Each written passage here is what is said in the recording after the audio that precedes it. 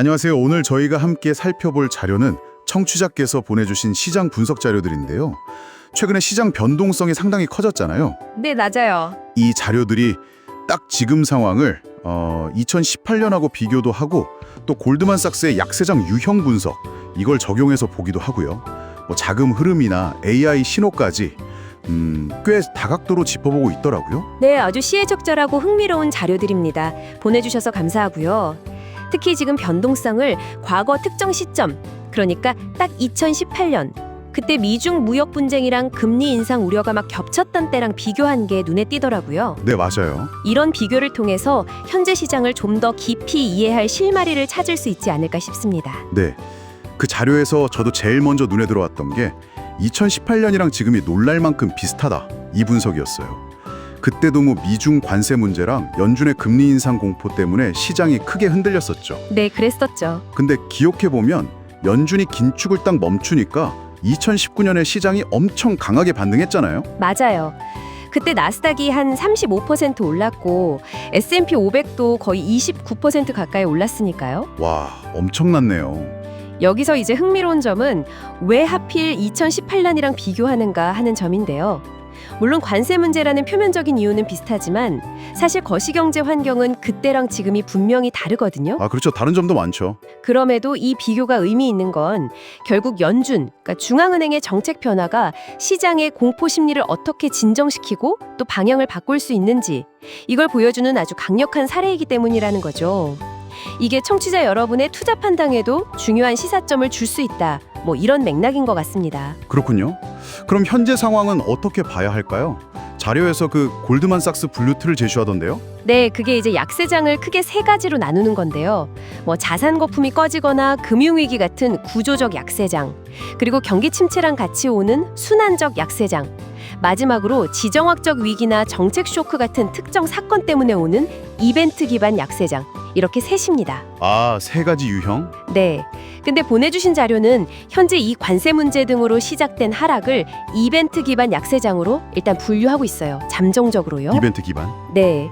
이 유형은 과거 평균을 보니까 하락폭은 한 마이너스 30% 내외, 그리고 지속기간은 약 8개월 정도로 비교적 짧았다고 하고요. 회복도 보통 1년 안에 이루어지는 경우가 많았다고 합니다. 오, 비교적 짧고 빠른 회복. 요즘 솔깃한데요. 그렇죠. 근데 요즘 경기 침체 우려도 계속 나오지 않습니까? 맞습니다. 그게 중요하죠. 그래서 이벤트 기반으로 시작했더라도 만약에 경기 침체 위험이 현실화되면 그러면 더 길고 깊은 순환적 약세장으로 전환될 가능성도 항상 생각해야 한다. 이렇게 자료는 경고하고 있습니다. 아, 전환될 수도 있다. 네. 물론 아직은 그 단계는 아니라고 보는 시각이 좀 더 우세하긴 합니다만 그럼 제일 궁금한 거, 지금이 바닥 근처일 가능성, 이건 어떻게 보고 있나요? 자료에 그 시장 바닥 신호 4가지가 있던데요. 네, 보통 4가지를 보죠. 1. 밸류에이션이 매력적인가? 2. 투자 심리가 극단적으로 비관적인가? 뭐 포지션 포함해서요. 그리고 3. 정책적인 지원 기대감이 있는가? 마지막으로 4. 거시경제 지표 악화 속도가 좀 둔화되는가? 이 4가지입니다. 4가지. 자료 분석을 보면 현재로서는 두 번째 신호, 그러니까 투자 심리가 극도로 위축되고 비관적 포지션이 쌓인 상태, 이건 어느 정도 충족된 걸로 보는 것 같습니다. 아, 심리적으로는 바닥권이다. 그렇죠. 근거로 제시된 게 골드만삭스의 위험 선호 지수, 리스크 애페타이트 인디케이터가 아주 낮은 수준까지 떨어졌다는 점, 그리고 또 체슬리 AI의 바실리라는 안정형 매수 신호가 발생했다는 점이에요. 바실리요. 그건 뭔가요? 그건 기본적으로 여러 기술적 지표들을 분석해서 이제 매수 압력이 강해질 수 있다. 이렇게 알려주는 AI 시스템 신호라고 이해하시면 됩니다. 그렇군요. 하긴 외국인들이 최근에 진짜 기록적으로 팔았잖아요. 네, 엄청났죠. 그런데도 시장이 어느 정도 버텨낸 걸 보면 말씀하신 그 극단적인 포지션하고 관련이 있을 수도 있겠네요. 네, 충분히 그럴 수 있습니다. 그 외국인들 옵션 포지션 분석도 흥미로운데요. 자료에 따르면 외국인들은 현재 코스피 지수가 대략 2390에서 2650 사이 이 박스권에서 움직일 걸로 보면서도 풋옵션을 대량으로 매도하는 전략을 쓰고 있대요. 풋옵션 매도요? 그건 하락에 베팅하는 거 아닌가요? 그 반대죠. 풋옵션 매도는 지수가 특정 가격 밑으로 크게 떨어지지는 않을 거다. 여기에 베팅하면서 일종의 보험료, 프리미엄을 받는 전략이거든요. 아하, 그렇군요.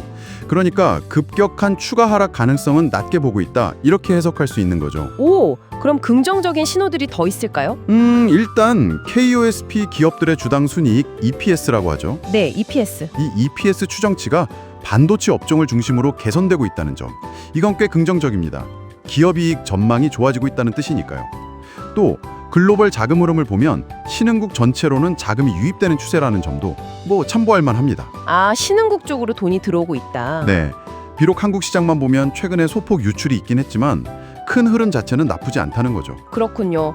근데 여전히 좀 불안한 요인들도 남아있지 않습니까? 당연히 있죠. 아까 말씀드린 바닥 신호 4가지 중에 나머지 3가지는 아직 좀 부족하다는 분석이 많아요. 어떤 것들이죠? 특히 미국 시장 밸류에이션 부담, 이게 여전하다는 지적이 많습니다. S&P 500 지수의 주가 수익 비율, PE가 아직도 19배, 20배 수준인데 이건 과거 평균하고 비교하면 여전히 좀 높다고 평가받거든요. 아, 아직 비싸다. 네, 그리고 연준의 금리 인하 시점도 아직 불확실하고 미중 관세 문제도 완전히 해결된 건 아니잖아요. 이런 정책적 지원 부분도 아직은 좀 미지수다 이렇게 봐야겠죠. 네, 알겠습니다. 그럼 정리를 좀 해보죠. 오늘 보내주신 자료들을 종합해보면 현재 시장은 2018년하고 비슷한 이벤트 기반 약세장 특징을 일부 보이고 있다. 그래서 과거 사례를 보면 상대적으로 좀 빠른 회복을 기대해 볼 수도 있다. 이런 분석이고요. 네, 그렇죠. 또 투자 심리가 극단적으로 위축된 거나 일부 AI 매수 신호, 한국 기업들 이익 개선 전망 같은 긍정적인 면도 관찰되고 있고요. 맞습니다. 하지만 동시에 미국 시장의 높은 밸류에이션 부담이나 정책 불확실성 같은 위험 요인도 분명히 존재하고요. 네, 그렇죠. 그러니까 섣부른 낙관은 좀 경계해야겠죠. 여기서 청취자께서 주목하셔야 할 마지막 포인트는요. 이 골드만삭스의 약세장 유형 분석 틀 있잖아요. 이걸 시장 전체뿐만 아니라 개별 산업이나 섹터에도 적용해 볼 수 있다는 점입니다. 아, 산업별로도요? 네. 예를 들어 자료에서 언급된 2차 전지나 철강, 화학 같은 특정 산업들은 시장 전체와는 다르게 더 어려운 구조적 약세장 국면일 수도 있다. 이런 분석도 있거든요. 구조적 약세장이면 회복이 오래 걸릴 수 있다는 거죠. 맞습니다. 훨씬 오랜 시간이 걸릴 수 있죠. 따라서 청취자께서 관심을 두고 계신 산업이 현재 어떤 유형의 약세장 국면에 있는지 이 틀을 한번 적용해서 고민해 보시면 투자 전략 세우시는데 분명 도움이 될 겁니다. 네, 좋은 말씀 감사합니다. 오늘 저희 분석이 청취자 여러분의 시장 이해에 깊이를 더하는 계기가 되었기를 바랍니다.